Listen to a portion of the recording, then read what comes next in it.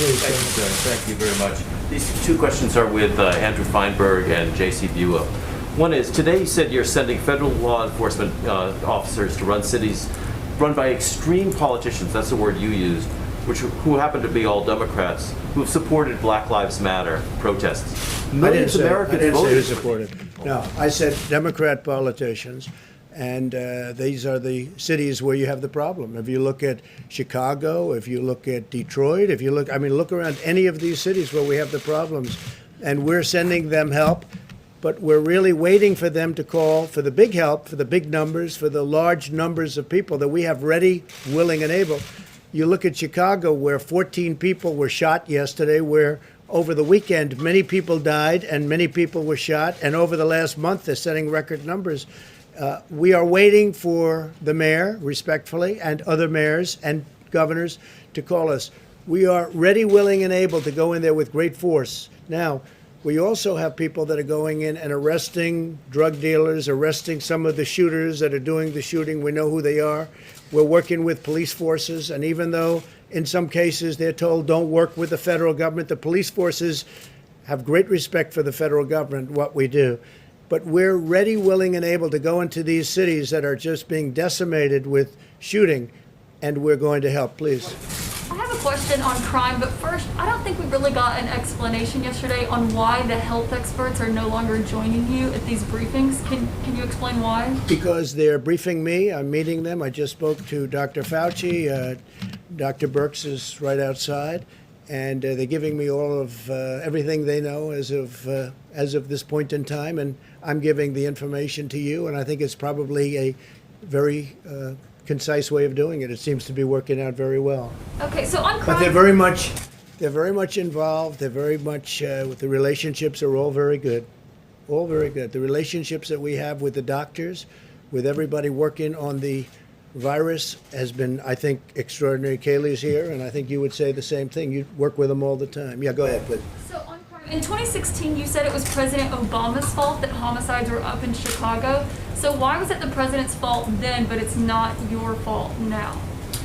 Chicago is a disaster. The mayor is saying, don't come in.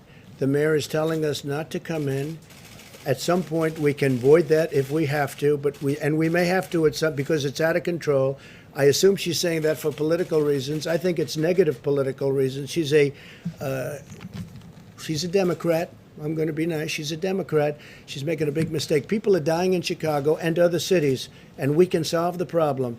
They have to ask us, but we can solve the problem. Why was it President Obama's fault in 2016? You credited it as him. Because President Obama was invited in, and he did a poor job. President Obama could have gone into Chicago. He could have solved the problem, and he didn't.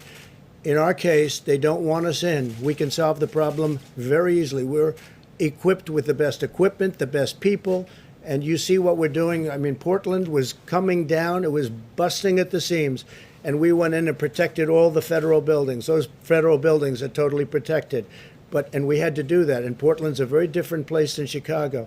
But Chicago should be calling us, and so should Philadelphia and Detroit and others, to go in and really help them. Because when you're losing many people a weekend, many people, you see the same numbers as I do. When you're losing these people, they should call us and they should say, come on in. And it's incredible to me, but they're not doing it. At some point they will. At some point we may have no other choice but to go in. Jeff, please.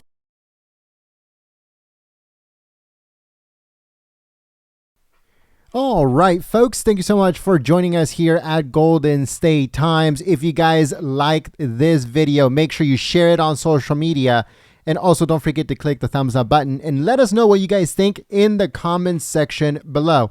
If you missed President Trump's full press conference at the White House, it should be coming up on your screen.